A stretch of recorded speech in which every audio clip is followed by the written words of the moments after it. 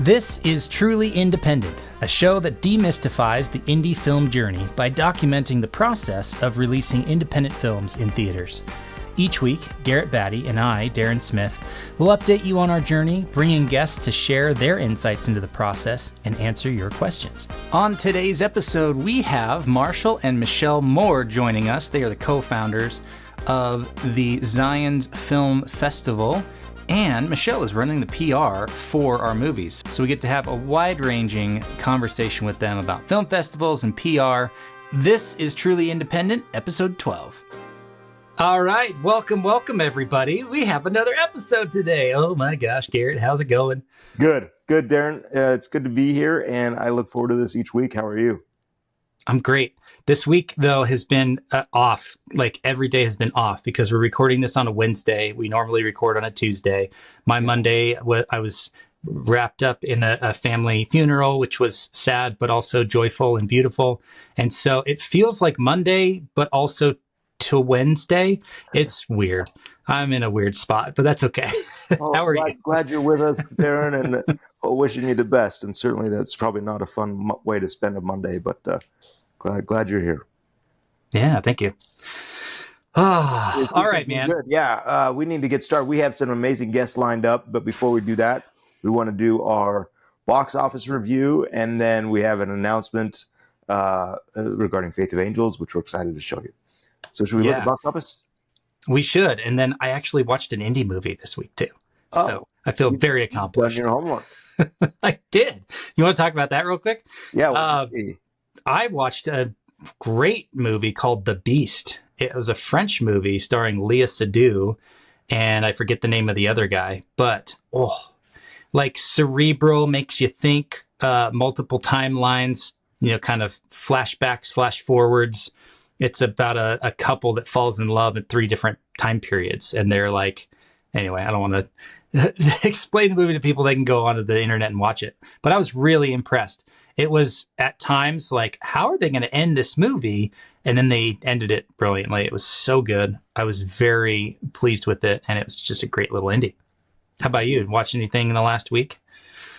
Nothing indie. No, we did a family reunion out in Colorado, right. And so I was engaged in other activities. But yeah, we'll have to check out The Beast. The Beast. Okay. But yeah, let's look at box office, because holy cow, as we're recording this is we're looking at the weekend, July 26th through 28. We do need to shout out number 1, Deadpool and Wolverine, pulling in over $211 million on 4,200 screens. I know we don't, we're usually focused on celebrating the indies that are making the top 10, but that's a massive summer blockbuster, the highest opening for an R-rated film, one of Disney's highest openings ever, kind of reinvigorating the Marvel brand. So it did a lot of heavy lifting, and I haven't seen it yet. I'm excited to go see it because I love those movies, but wow. Everybody 2 months ago was gloom and doom in the box office, and now where are those people? It doesn't matter. They can shift. They shift their opinions with the wind. So sure, that's why we don't listen to them. Yeah, no, they're headlines, and they get clicks to say, oh, everything's gloomy and box office is dead. Just as much as the headline of Deadpool makes $50,000 per screen average is going to get clicks. So. It's awesome. It's amazing. What a weekend. Scroll down, though. What it does is it creates a vacuum and opens up an opportunity again for an independent film to be released on a few screens and break into the top 10. This week, it is number 10, Rayon, Raayan. I'm unfamiliar with the movie, but it's in the top 10, so people are writing up about it. It played on 133 screens and grossed $453,000. Which is the lowest that I've seen for breaking into the top 10. But yeah, and when I was doing the research, it was maybe 600,000 or 700,000 was your lowest number 10 entry. But this kind of speaks to the strategy of it all, right? I shouldn't come out the same weekend as Deadpool and Wolverine because everyone's going to go see that. Well, guess what? You just got a ton of free earned media because you are in the top 10. So everybody that shows the top 10 for the weekend is going to write about your movie, and all of a sudden that's free earned media. So way to go. Cool strategy to release the same week. Honestly, their per screen average is $3,400, which is not a bad number at all. It's what the number, I mean, that's a very high per screen average for it's the fourth highest for the week. You know, you had 50,000 with Deadpool and Wolverine. Twisters did 8,300. Despicable Me 4, 4,000. Inside Out 2, 2,700. And those are still playing on 3,000 screens, which is insane to me. 7 weeks in, they're still on 3,000 screens for Inside Out 2. But like, then the fourth highest per screen average is Rayan. So way to go, guys. Like, it earned a second week. We're going to say this every week. This is the strategy. Like, put it out on 100 or 200 screens.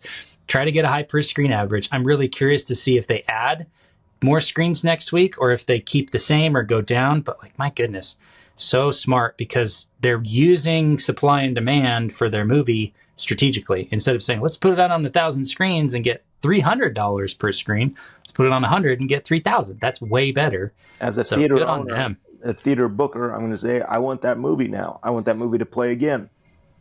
Yeah. Okay. So cool. Speaking of theaters, we got to, I'm going to step aside and look at this. For those that are listening, I'm holding up a poster tube. Our distributor just sent me the posters for a movie. I don't know what it is. I'm going to open it up and see. So I noticed there, when you flashed that on screen, Susan mentioned the strategy of putting the picture on the outside of the tube. There it is. Look at that. So I know what's in that tube. Not to spoil it for anybody. Faith of Angels playing September 12th. Please place poster immediately. That's what Purdy has written on that. We're going to reveal this poster right now. It's so good. On to see, these little assets that come together that support what we're doing. I believe in you, Garrett. You can do it. And here we go. Ready for the reveal? Oh, so ready. Da, da, da, da, da, da, da, da. Oh my gosh. Faith of Angels poster, John Michael Finley, Cameron Arnett. Looks great. Just a note, you do double print. You do double print so that as it shows up with light behind it, it's pretty vibrant.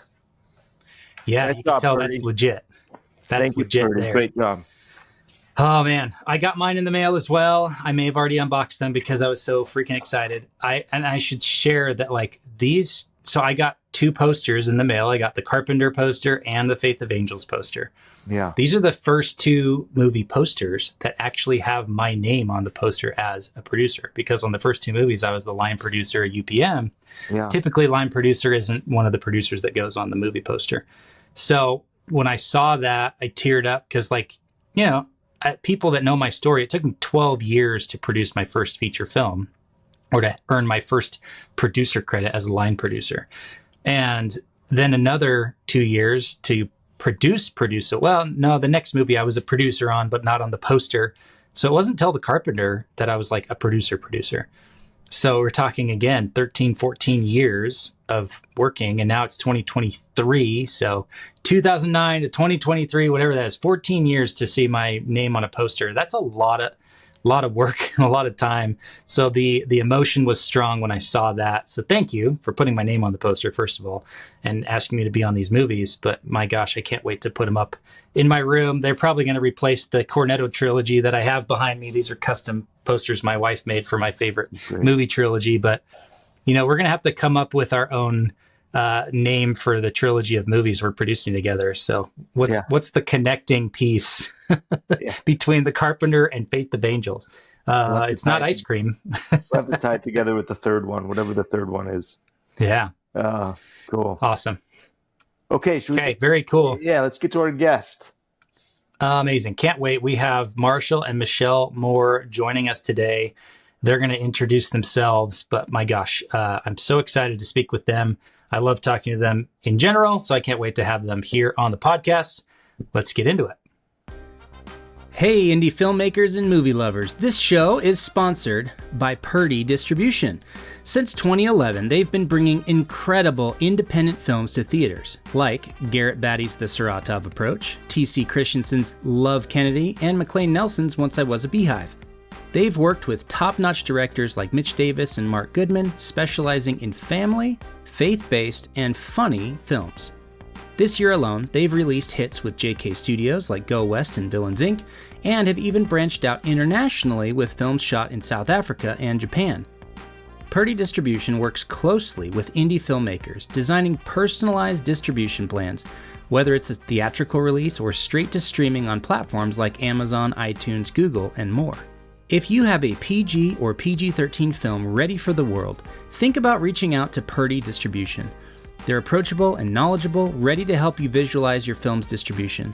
Even if your film isn't fully polished, they can offer valuable guidance. Plus, if you need that crucial distribution piece for investor packages, Purdy Distribution can provide a letter of intent to distribute, helping you secure funding without locking you into a contract. Mark your calendars for Purdy Distribution's upcoming releases: Tokyo Cowboy on August 30th, the digital release of Thabo and the Rhino Case on September 1st, Faith of Angels in theaters on September 12th, Villains Inc. on Amazon and iTunes on October 1st, and The Carpenter on November 1st.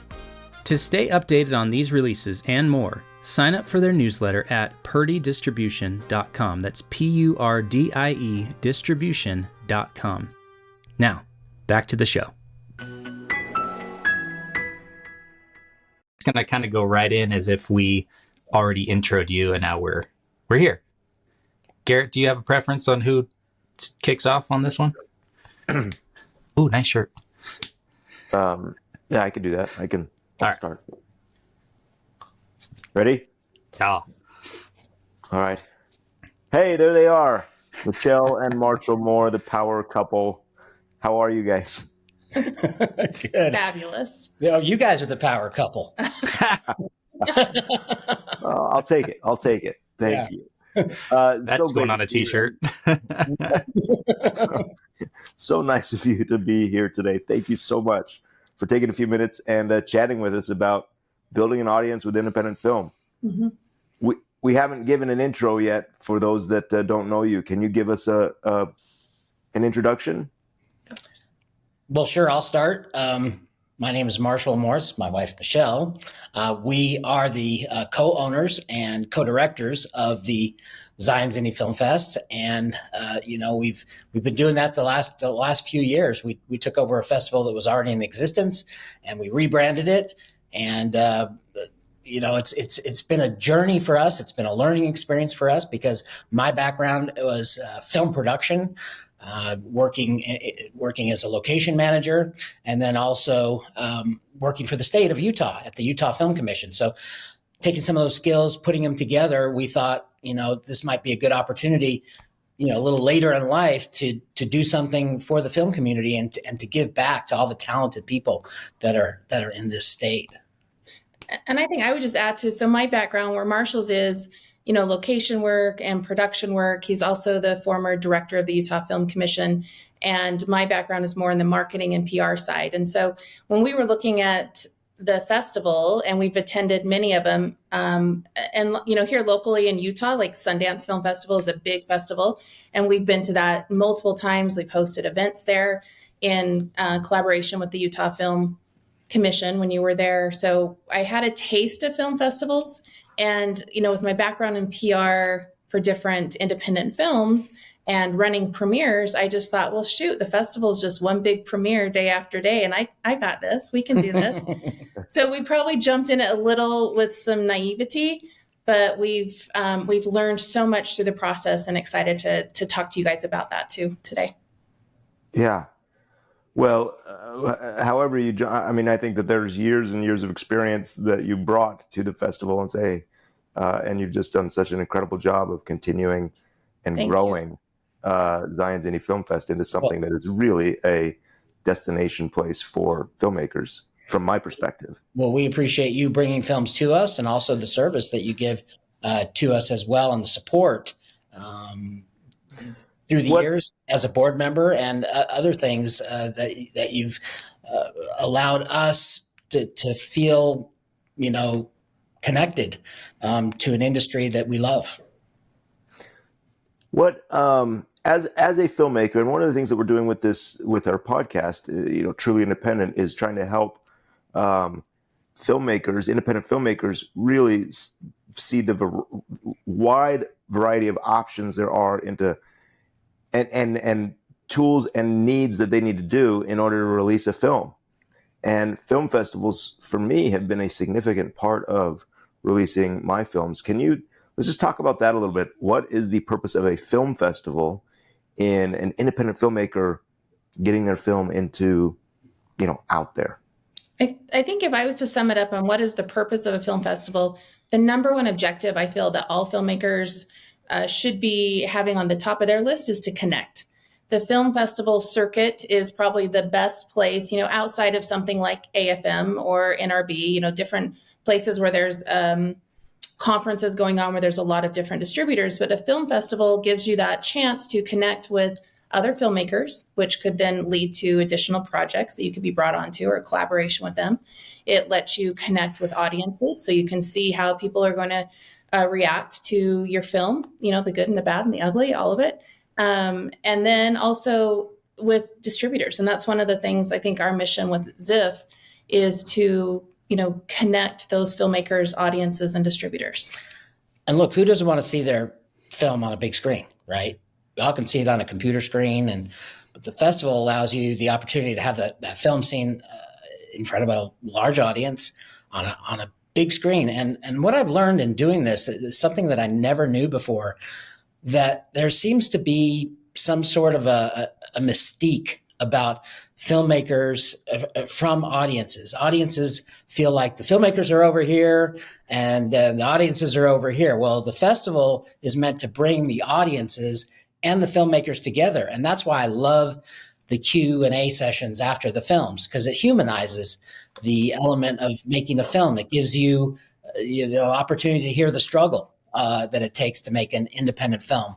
And that's what the festival is all about. It's the Zions Indie Film Fest. It's a very independent film festival. And I love it when the audiences get together with the filmmakers and the actors, and that mystique kind of blends together. You still want it a little bit as a filmmaker, but at the same time, you want audiences to step into that world and understand what it takes. So it's not just the audiences are here and the filmmakers are over here.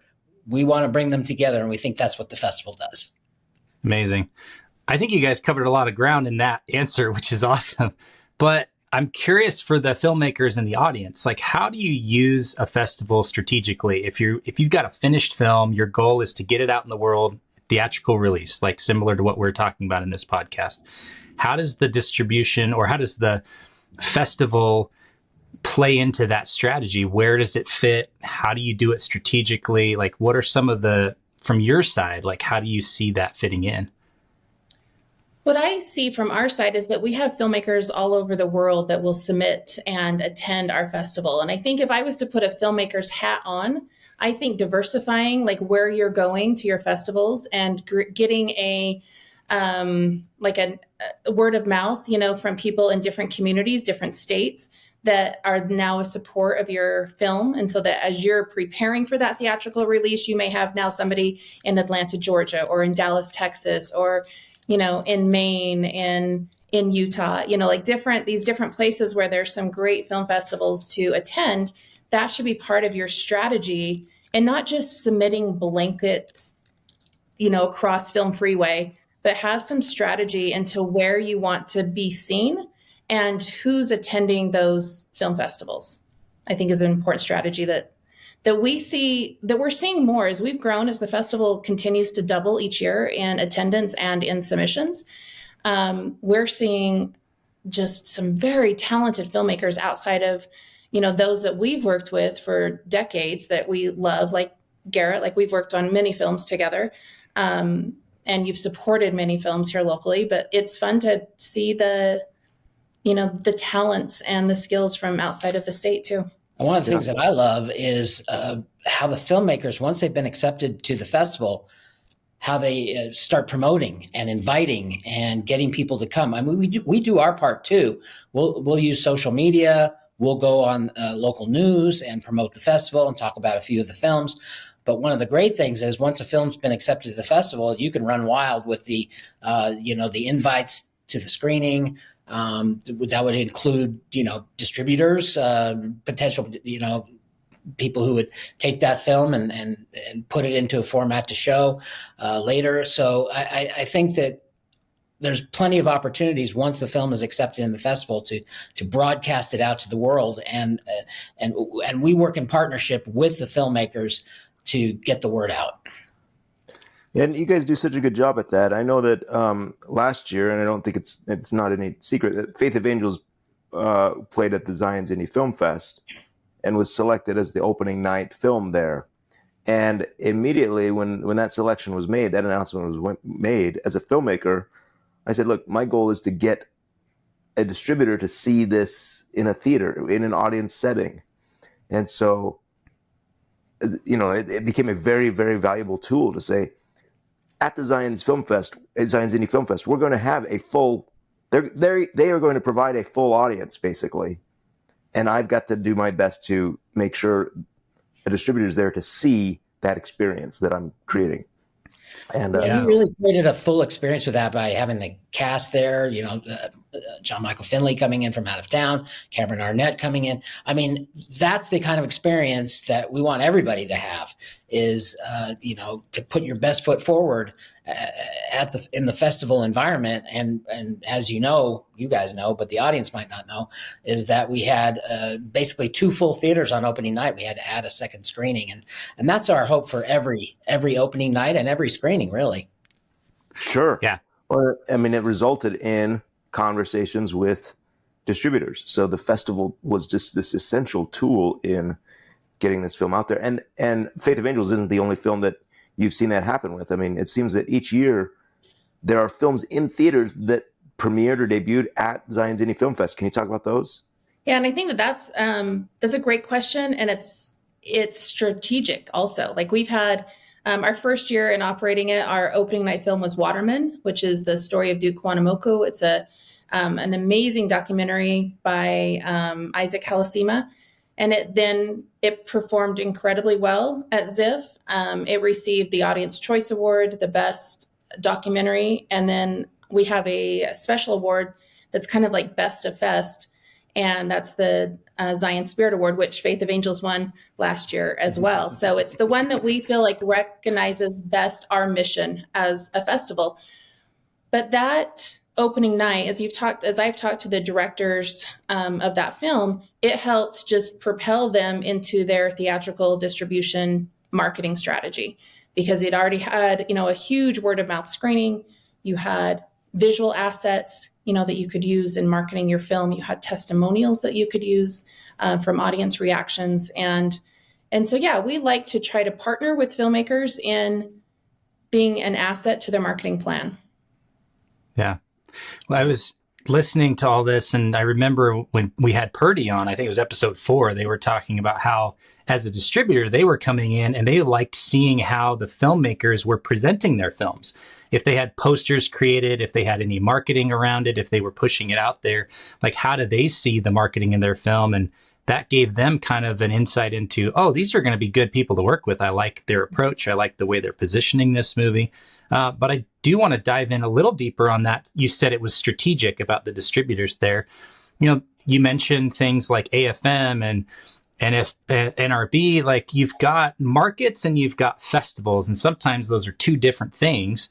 It almost feels like the Zion's Indie Film Fest is becoming a bit of a market. You had Tokyo Cowboy and Faith of Angels this year picked up by Purdy Distribution. I don't know about other distribution deals, but I know you had a handful of distributors there. So were those invited by the filmmakers, or are you doing some strategic stuff on your end to say, ooh, I know these distributors are going to want to see these films?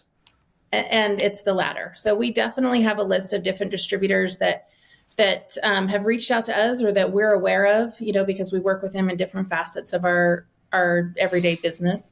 And so we had Bridgestone Media was there. We had Living Scriptures was there. We had Candlelight Media came in. We had Cohen Distribution was there as well. So, and you had representatives from Angel Studios as well. Yeah, Angel Studios was there as well, and took some great meetings with some of our filmmakers, some of our out-of-state filmmakers. And Angel Studios is one of our sponsors as well, and they did a great job of welcoming our out-of-state filmmakers, and even did a couple tours of their studio for these filmmakers. So yeah, like we're super appreciative of all the collaboration that we have with our sponsors. But to answer your question, Darren, that's just going to continue to grow. And not that we want the festival to turn into a market, but that we want filmmakers to know, hey, ZIFF will bring audiences, and they will bring distributors and very talented filmmakers. So we feel like that's kind of the trifecta of having a good experience. So how do you balance that? Because at some point, if you keep kind of increasing the status of the festival, right? Does it ever become too exclusive for some of the first-time filmmakers or some of the newer filmmakers that are coming in? Like, how do you balance that? Because I know you guys still own the festival. You're planning 2025. So, like, where do you go from here? But how do you maintain that sense of we're here to champion the little guy as well? Well, you have to stay to your core mission, and that's what it is. I mean, the word indie in Zion's indie truly means that. And indie is any budget size and any type of filmmaker that, submits to the festival, gets accepted into the film festival, no matter how, large their budget is, what their crew size is, what camera they used. It doesn't really matter. It's about supporting content. It's about supporting talent. It's about moving that forward and getting it out into the marketplace. But it all starts with the platform that is the Zion's Indie Film Fest. And what we want to do there is create an overall experience, right? The market is certainly part of it, but we also want people to feel when they come there that they're in a place where creativity is thriving, that they feel comfortable, that there's, a sense of community. All that is important to us. But at the end of the day, you're right. It's all about what happens after the festival. Where does it go from there? Nice. Yeah. So a takeaway for me hearing you guys talk about the festival is like, how many people were at Zion's Indie Film Fest this year? Did you cross 10,000 this year? We did cross 10,000. Yeah. I mean, that's massive, right? So you have 10,000 filmmakers and film lovers in one place in 1 week. And a lot of the questions we get from filmmakers are like, how do you connect with directors? How do you connect with distributors? How do you connect with producers? They're all there. Like, go to the place. You are doing all the heavy lifting for us. We can just get a ticket and show up. And then it's really your opportunity to capitalize on it and go, okay, who's here? What kind of value can I give to the people there? And how will that value help move my project forward? It's a pretty direct path, I think. So it's very cool. Look, and not only are we screening movies, we have 2 full days of panels and discussions, educational opportunities, and the table reads.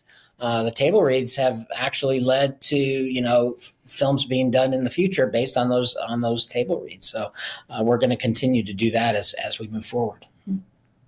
Yeah, it really is. You guys have created such a valuable tool from a filmmaker's perspective to say, hey, I can, go to any day of the festival and any point of progress that my film is in, I can either attend a screening or go to a panel or, submit for a table read.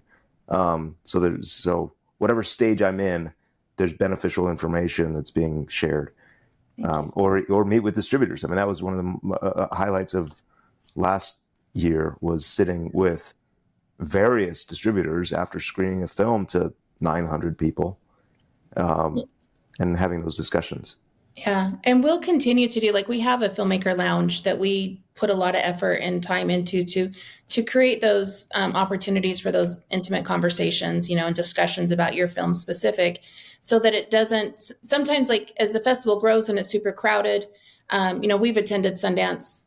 You've attended it much longer than I have, but it's a rat race. There's just tons and tons of people, and we're going to still try to, as we grow, as the festival grows, we want to carve out those moments where a filmmaker can still feel that indie part, that hustle, that scrappiness, and to be able to have those conversations that will propel their career and their project. And I just want to jump back onto one thing you just mentioned, taking advantage of the opportunities that are there. We're going to provide the opportunities, but it's up to individuals to come take advantage of those opportunities, to attend as much as they can, to be present, to learn, to engage, as we say, gather, celebrate, and connect. You have to show up for those things to happen, for good things to happen to you. And I've appreciated the way you guys have shown up, and a lot of others have shown up. And that's what we encourage everybody to do is those 6 days are so important, because we're programming things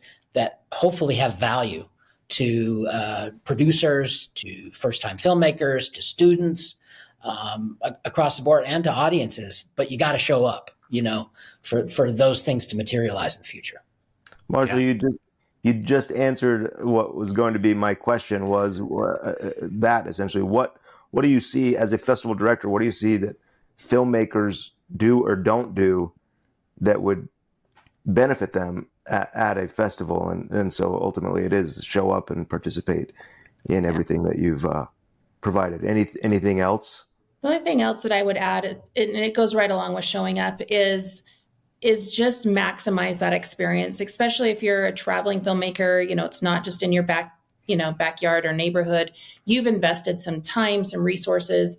So don't just show up at the time of your screening and do your Q&A and then zip out.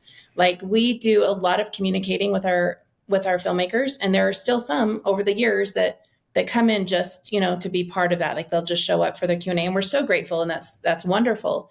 But I feel like they're missing those opportunities to talk about their work, to further their opportunities in working on projects or collaboration or, whatever. So yeah, showing up and then, like the Purdy mentioned, is have some assets available to pass out. That's the other, key thing, is have some pass along cards, have a website, set up. Like, if collect emails, like these are all of those things as you're marketing a film, whether you're going to go to theatrical or you're going to go to streaming, or this is just your calling card, for a bigger project, like our short film filmmakers. Like, have a purpose as you're attending and investing in the film festival circuits. Yeah. I've found that at the end of a festival, I usually have this stack of cards, and I've given out my information or whatever it is. And in my experience, people are not reaching out to me after a festival. Like, it continues. It's the onus on the filmmaker to send out those emails. Say, hey, I met you at the festival. I loved seeing your work. I'd love to keep in touch, or whatever it is. But rarely do I receive an email saying, hey, let's whatever it is. And so there's a lot of opportunity that you provide, and then a lot of work on the onus of the filmmaker to follow up and continue to try to build that audience. Well, you got to get in the trenches, right? You got to do the work. Just like making the film, you're in the trenches, getting the work done. Yeah, making the film is the easy part now. Yeah, exact,ly. And 100%. And you want that the follow-up is the hard part, Yeah. That is all about connecting and digging in and finding the right people to talk to post-festival. But if you just sit back and hold your hand out and wait for people to fill your hand up, that's not really going to happen in most cases. Sometimes it does. But Sure. But yeah, if you have everybody's going to come running to you if you've got something really fantastic. But the reality of it is, as a filmmaker, you have to be the one continually to push your project, your passion, because it's yours. You own it. It's your baby. Yeah. Perfectly said. All right. I want to use this next question to transition us into a conversation about PR, because we have Michelle here and you have 15 years of PR experience. So how about this? Zion's Indie Film Fest 2025, we do a live taping of Truly Independent. Bring it on. How about that? I will love it. And I'll even book your guests for you. How's that? I'll Boom. Yeah. So is that PR, Michelle, or like, what is PR? Like, some of us don't even know what that is and how it plays into the marketing strategy of a film's release. But we should be clear here. Michelle, you're working with us on Faith of Angels. You're helping with PR, or running PR, I should say. So what is it? Well, there's a lot of, I mean, a PR is a team. That you have to have a team, to run PR.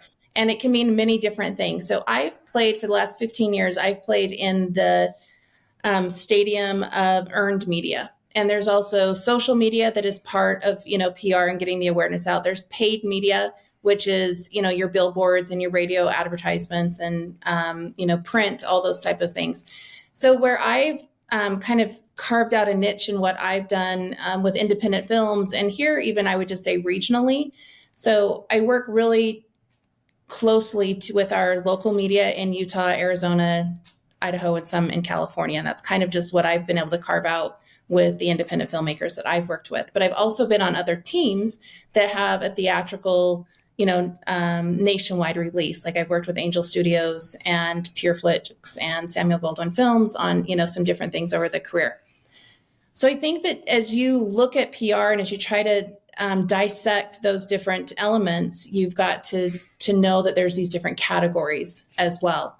And, even taking my experience in PR, and using that for the festival has been, a great asset with all the industry experience that I've had over the years. And then also, in all the other workings that I have with different filmmakers and streamers in being able to promote that, those media opportunities for whichever project that I'm assigned on. Michelle, I think that's how we first started working together. Is you were doing PR on one of my early films. Yes, I think Freetown was the one that I first came in on. I was not in the industry when Saratov was released, which I really wish I could have been a part of that project because that was an amazing film of yours. But yeah, we first met that way. There really wasn't.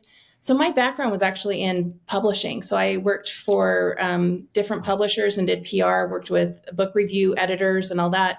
And when Marshall and I, we're a blended family. So we've been married for 12 years now. But when he was a legend and still is in my book in the film industry here locally and has an incredible filmography, but there wasn't really anyone else doing local PR for filmmakers. And Utah has an incredible resource of directors and producers that, are making amazing content. So I, about 15 years ago, pivoted and, started reaching out to movie critics instead of book reviewers and was able to, I love a pitch. Just like as filmmakers, you're pitching your investors or you're pitching your audience or you're pitching whatever. I love to pitch. And that's just, those relationships and those connections, I think are what has helped us with the festival and, what helps us with my relationships and our relationships with the filmmakers. Nice. Yeah, it's been so amazing to just have you on the team and see everything that you're able to drum up for a film as far as interviews and media releases and press releases and things that I don't even know about. But I know that Michelle is in the behind the scenes just making things happen. And it's incredible. So, Michelle, you get hired on a film project as the PR person. Where do you start? And two-part question, where's the leverage in the earned media side of things? Because you said that's kind of where you put your focus. Is earned media just a higher leverage thing? Or within earned media, is there leverage to be found? Because I'm sure there are filmmakers here that are like, well, I don't have a PR team. I am the PR team. So what do you start with and where do you really put most of your focus? I would say the first thing that I would encourage every filmmaker is to carve out money in your production budget for marketing. I think that's the biggest thing, is that I know films are expensive to make, but if you don't have the funds to market it and to promote it, then, you probably need to reevaluate, some of those line items so that you have it. As far as leveraging, I think earned media is the best leverage for the social and for the paid, because what I love to do is once we get a TV interview or an asset, from those interviews, is that you share that on social media. You can also, pull quotes from the different reviewers that, that you're being interviewed with, and that can now be slapped up on a billboard. So the thing that just, I don't know, breaks my heart sometimes, maybe that's a little bit too I think it does, attached, yeah. is that I'll go and do an earned media, junket or tour with a filmmaker, and then they don't use those assets either on their Facebook page, on their websites, and email distribution. Like, share those links. Like, it takes a lot to get those interviews and to, send out the interview questions. Like, even working with you guys, I definitely love doing my job and sending out those questions and kind of gauging, those conversations. But you really need to leverage those in other of your marketing strategy too.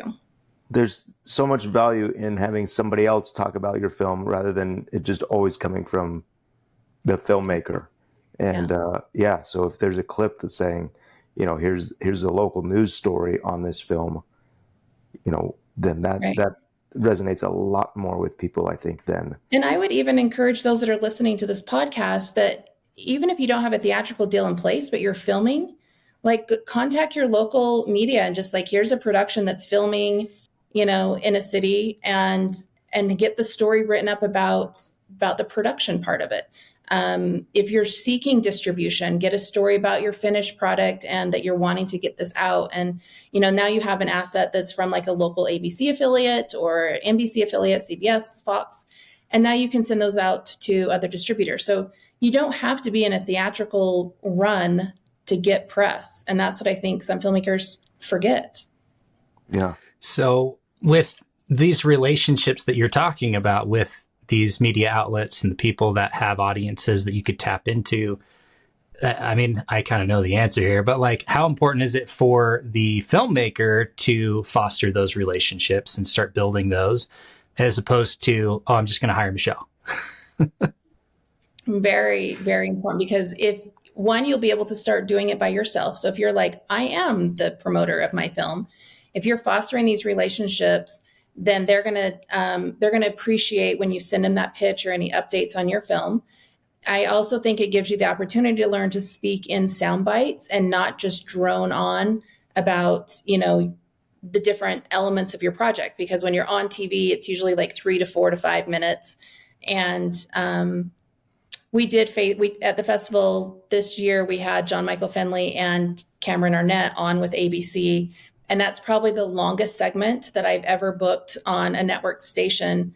And it was over 5 minutes. So, I mean, that's rare, but that just tells me that the host and the station was really engaged with this project and wanted to ask additional questions. So in being, and Marshall's incredible on TV. Like, I actually, when we do the festival, I love actually to put him on TV more than me, because he just can get to those points and he speaks in sound bites, as I've mentioned. And basically, for those that are listening, a sound bite is a condensed version of your talking point, so that you're getting it across quickly and articulately, so that they know what's going on. Marshall, you are a pro at that. Having done interviews with you by my side or interviewing you, you always have these immediate, just very clearly communicated sound bites. Well, thank you. But 12 years of training. It doesn't come easy for me. It's like when I was a kid, going to get a haircut was like a big traumatic experience, and it's like the build up to the haircut was like, oh my gosh, I can't do this. I don't want to get my haircut. Same thing with going on TV. The build up to it is like, I don't want to do this. I don't want to. And then when you're sitting there, it's like, okay, we got to do this. And, here we go. So you just got to do it. Well, having not had a haircut in years, it's hard to relate, but yeah, sorry about that. Yeah. That's so great, Marshall. And I know we've got this long list of questions, and you guys have been super generous with your time, and so I certainly want to be respectful of that. Well, I wanted to share, if I can, if you have a minute. Yeah, we do. An analogy that kind of plays into that, not directly related to the festival, but to my day job at the Utah Film Studios. As you know, I maybe the audience doesn't know, I worked at the State Film Commission, of course, for 11 years, director for 7. And basically the Utah Film Commission is a marketing and service agency for the state of Utah, and how it relates to the film industry, bringing economic development to the state through film and TV. So when I left the Film Commission in 2014, Utah Film Studios was basically started construction, but it wasn't completed construction. And then it had a complete shutdown. So I reached out to the owner at the time and I said, one, are you going to finish construction? He said, yeah, he found an investor, a partner to move it forward. And I said, okay, who's going to use it? Who's going to use the studio? Have you reached out to anybody to let them know this thing is going to be completed? Because it's a huge investment on your part. And I said, just having left the film commission, I had connections in Los Angeles, and I could do for the studio what I did for the state. And that is set up meetings with decision makers at the studios, at the streaming services, and they bought into it. And they said, yeah, that's a great idea. So we went on a week-long marketing trip, like a Monday through Friday, 4 to 5 meetings a day with high-level executives that had decision-making powers to not only bring a show to Utah, but then see if they needed it for the studio. So after in the 24th meeting that we had that week, we hit on a show out of ABC called Blood and Oil. And they ended up coming to the studio. But we had to make the effort. We had to go out there and market and promote what we had. And then sometimes it takes 23, 24 meetings to get to the one that will bring you the success that you're looking for. So it's a grind. It can be a grind. But it was that way with the studio. And the studio, of course, that was 9 years ago that happened. It was 9 years ago, and you've had a continual stream. I mean, Blood and Oil and Yellowstone, and then the Yo Gabba Gabba series. And those Food Network. Yeah. Food Network. Yeah. These are only ones that I'm aware of. I'm sure there's dozens more. I've shot up there. Independent film. Yeah. And you've just done such an incredible job, both for the state of Utah in bringing film in, and now it continues through the studio.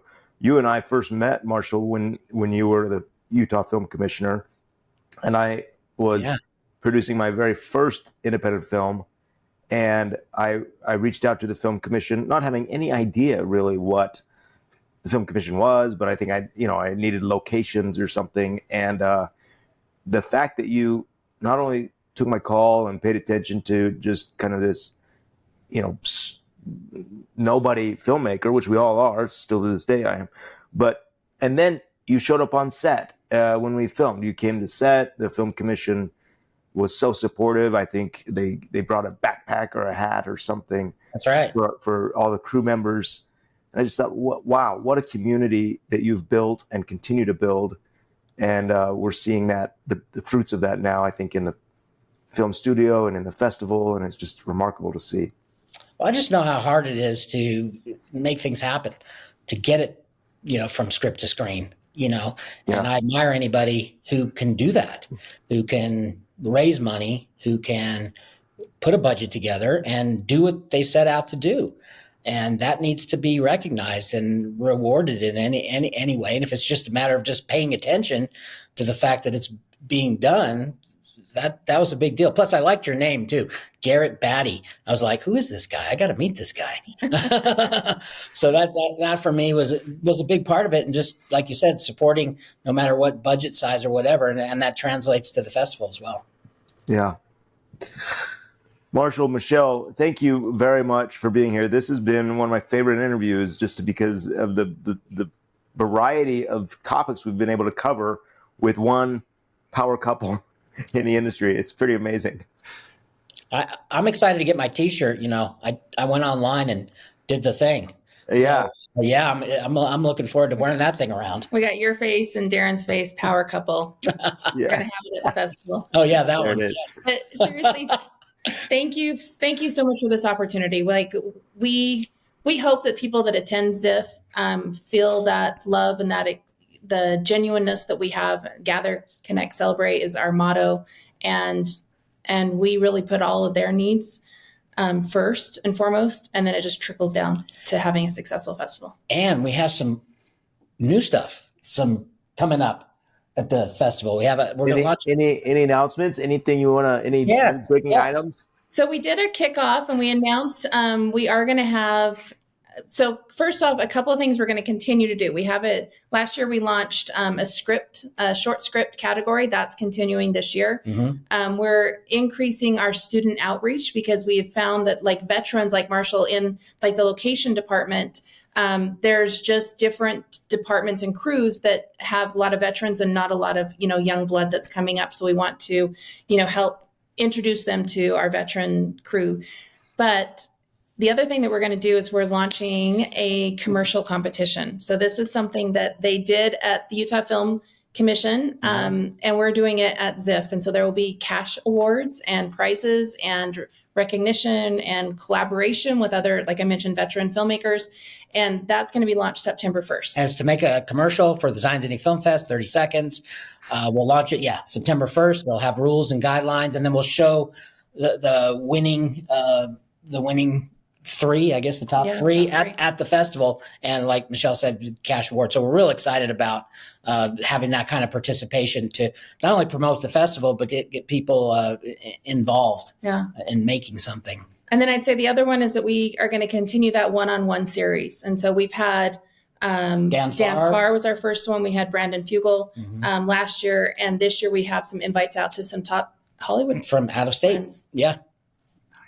Nice. Yeah. That's amazing. Wow. What a venue to choose to announce that or to break that announcement to the world. I feel very honored.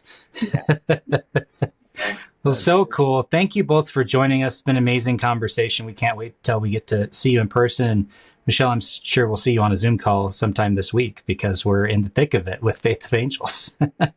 Sounds awesome. Awesome. Thank you both. Thank you both for being here. Thank you, guys.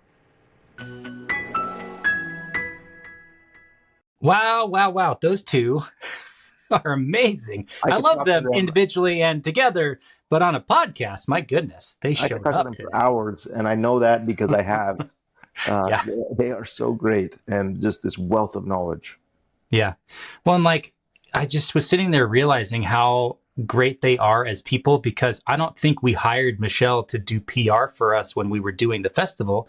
She just hooked us up with a spot on Good Morning Utah with Nisha DeGaring and all these opportunities. And I think they helped with getting our actors out here because they were part of the festival and they were part of our movie premiere. It's just it's so, I hate the word symbiotic, but that's the one that comes to mind. It's we're so in sync with them.